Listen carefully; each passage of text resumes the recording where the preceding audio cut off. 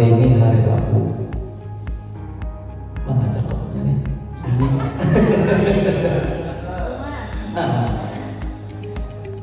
Hari ini hari Rabu. Tepat tanggal 10. Kita berkumpul di satu waktu untuk menyimak presentasi Allah dengan hati yang teduh. Ke pasar aku membeli warung, tak lupa membeli telur puyuh. Biar semangat kita tumbuh, jawab dengan semangat. Assalamualaikum warahmatullahi wabarakatuh. Bismillahirrahmanirrahim. Alhamdulillahirrahmanirrahim. Wassalatu wassalamu ala asyrafil anbiya'i wal mursalin sayyidina Maulana Muhammadin wa ala alihi wa sahbihi ajma'in. Allahumma shalli ala nuril anwar wa sayyidil asrar jalil al-anbiya wa mutil babin yasar sayyidina Muhammadin mukhtar wa ala alihi wa athhar wa sahbihi al-akhyar adada ni'amin wa hifdhani rabbi shrah li sadri wa yassir li amri wa hlul 'uqdatam min lisani yafqahu qawli. Yang terhormat, yang mulia Bapak Kepala Kantor Kementerian Agama Kota Banjarmasin, dan hari ini selaku PLT oleh Ibu Kasih Dikan Madrasah Kementerian Agama Kota Banjarmasin, Ibu Dr. Haja Siti Mas Ahmad sebagai MPD, yang menghormati yang juri, yang menghormati, membanggakan kawan-kawan seperjuangan. Next time. Kebutuhan peningkatan kualitas baca Al-Quran sebagai latar belakang kenapa untuk mengangkat makalah ini, mengangkat video tersebut. Bapak Ibu, sebelum ada metode pembelajaran Al-Quran, metode ummi, madrasah kami banyak mengalami tantangan serius, di mana pengakuan wali kelas 6 setiap ingin mengikuti khataman Quran tingkat kota mengeluhkan bahwa sedikit anak yang bisa membaca Al-Quran dengan makhrijul huruf yang tepat, tajwid yang benar, dan kelancaran takdirnya sangat sedikit. Ditambah lagi pengakuan dari guru PAI, khususnya guru Al-Quran hadis, dalam pembelajaran mengeluhkan anak-anak banyak yang kurang pandai membaca Al-Quran. Ditambah lagi faktor eksternal, orang tua.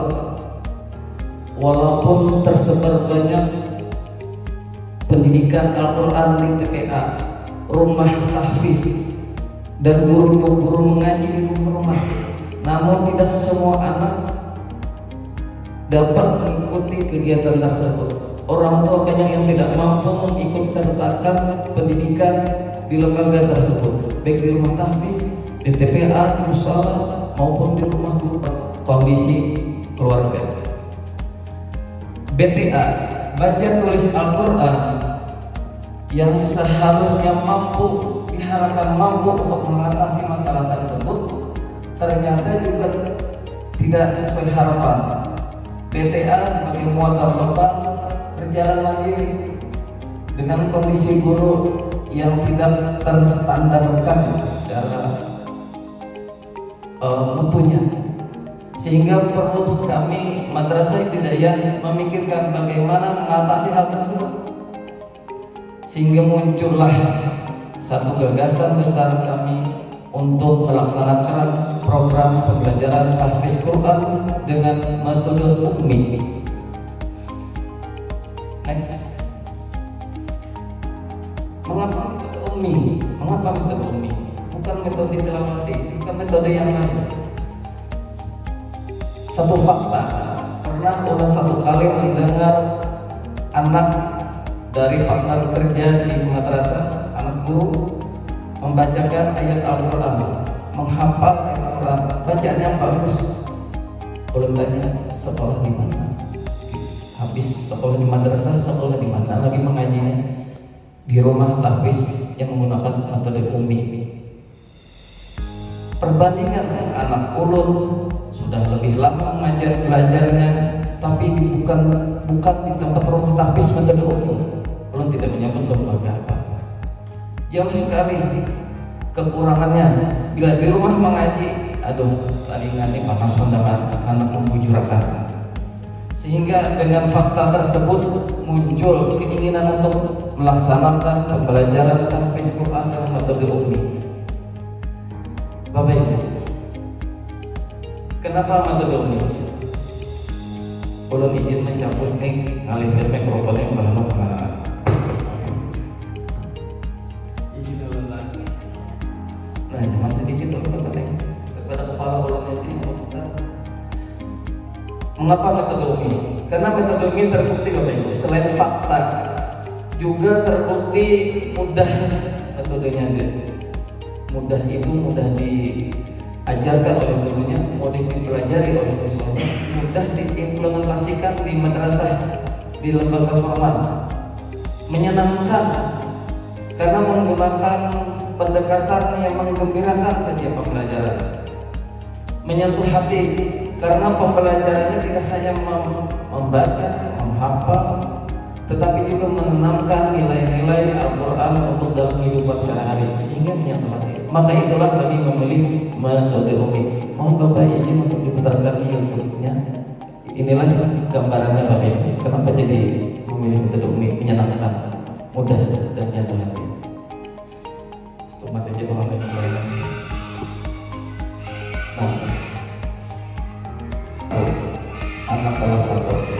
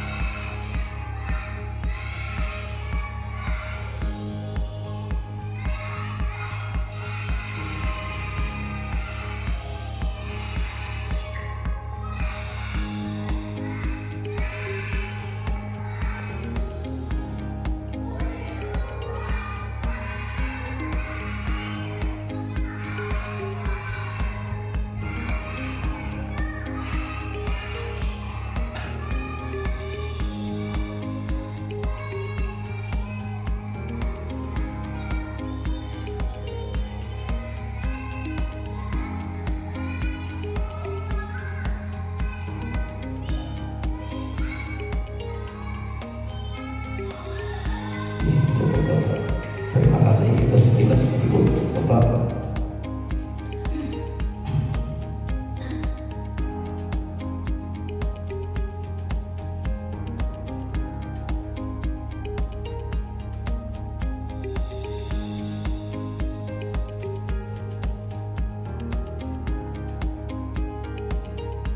Next Bapak.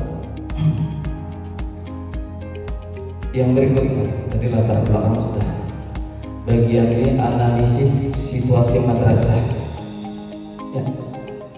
Oh, terima kasih. 1. Kemampuan membaca Al-Quran siswa tidak merata. 2. Belum ada standar pembelajaran Al-Quran yang baku. 3. Kompetensi guru dalam tahfiz dan madrasah membutuhkan program unggulan yang kuat. Next. Analisis kebutuhan berikutnya, metode pembelajaran Al-Quran sistematis dan baku itu seperti apa? Bapak Ibu sedikit boleh menjelaskan. Metode ummi itu adalah metode dengan sistem pembelajaran yang sudah baku, terukur dan jelas di dalam sebuah modul, dan itu dipegang oleh guru dan sudah dipahami betul oleh guru. Di mana tahapannya dalam pembelajaran tersebut adalah 5 menit pembukaan, itu sudah jelas jam jemaah atau di dinding, 10 menit hafalan sesuai target, termasuk di sana ampersand giling. Baik Bapak Ibu, yang kedua, pelatihan guru yang terstruktur kebutuhan yang kedua. Pelatihan guru tidak sembarangan Bapak Ibu. Untuk guru-guru kami semuanya harus bersertifikat UMI dari UMI daerah Banjarmasin, dan mengikuti sertifikasi itu pun tidak mudah, harus ada tahapan-tahapannya. Tahsin dulu, tes dulu bacaan Al-Qurannya, bagus, lanjut ke tahsin. Tahsinnya dibina lagi bacaannya, kalau ada yang masih kurang satu huruf aja makhraj hurufnya kada pas, kada awal mengikuti sertifikasi. Kemudian yang ketiga adalah sertifikasi guru pembekalan calon guru 3 hari. Kalau sudah ini berhasil, dinyatakan lulus, dapat sertifikat, insya Allah gurunya bagus. Next, analisis kebutuhan berikutnya adalah sistem evaluasi yang jelas dan terukur. Evaluasinya jelas Bapak Ibu. Ada kontrol kualitinya, kontrol dari internal, eksternal. Internal dari koordinator. Tahfiznya ada satu koordinator, ada pimpinannya yang kita dan paling ada di antara guru-guru yang lain. Eksternal adalah dari UMI daerah Banjarmasin sendiri. Pimpinannya langsung turun untuk memberikan evaluasi atau supervisi. Kemudian model pembelajaran yang menarik, efektif dan ramah siswa sudah terlihat dari video tadi. Next, inovasi atau solusi yang diterapkan. 1. Penggunaan metode dulu. 3. Pembelajaran klasikal baca simak. 4. Target hafalan berjenjang. Kemudian yang kelima adalah program tahfiz harian kanan dan bulanan. 6. Penguatan budaya Qur'ani. 7. Pemantauan perkembangan hafalan secara berkala. Dan jadwal pembelajaran tahfiz. Next. Yang ketiga pelaksanaan pembelajaran tahfiz dan taktil setiap hari. Ingat baiknya di atas panggung ini ada lagi. Makan nasi pakai telur rebus sambil duduk di tepi sawah. Presentasi ulun selesai, sudah disampaikan dengan tulus. Yang penting memang jurid jangan memilih nilai rendah. Begitu dulu. Assalamualaikum warahmatullahi wabarakatuh. Belum hanya ingin menanggapi sedikit. Biasanya untuk menjawab suatu permasalahan dalam sebuah karya tulis atau makalah ilmiah itu memang sudah ada tanda-tanda, tapi mungkin tujuan secara sistematikanya belum ada melihat. Jadi dalam hal ini pertama sudah dimasukkan tujuan dia menulisnya untuk apa, bahwa metodenya seperti apa, baru itu kan yang juga biasanya tujuan itu adalah menjawab beberapa pertanyaan. Jadi sistematikanya kita biasa menulis gitu, ini Bapak ahli menulis, kami biasa di arsip mata. Kebetulan Bapak ini adalah ketua asosiasi pengawas kekuatan Banjarmasin periode sebelumnya. Jadi ulun juga pernah presentasi presiden, utamanya yang supaya bisa kita kepada karena pernah terbawa apalagi untuk memainkan karena harus ada. Jadi usulan ulun pertama, gunakanlah tulisan sesuai sistematika yang ada. Kalau ini kan kayak menjawab lah. Jadi jawaban itu adalah hasil dari pertanyaan dan tujuan.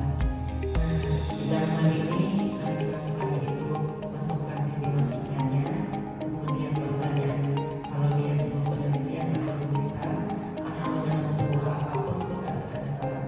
Jadi yang bertanya dalam hal ini apa tujuan utamanya, kemudian yang kedua apa tantangan dari dia melaksanakan ini dan mengatasinya. Itu selanjutnya.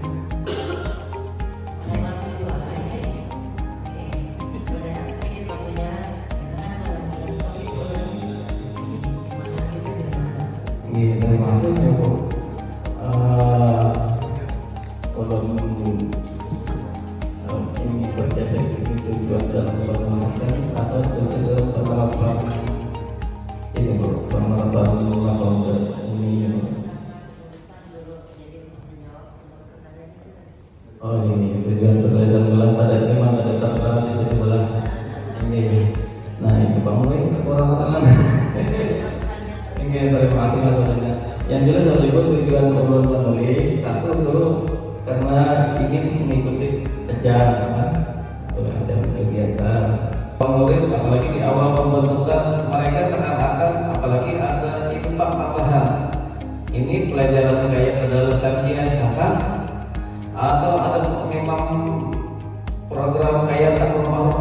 di luar kan, bahkan mereka orang paling bolehkan ada 4 program ini. Orang nak tanya, dia sudah di luar dengan program sejauh menyeluruh, maka tidak bisa.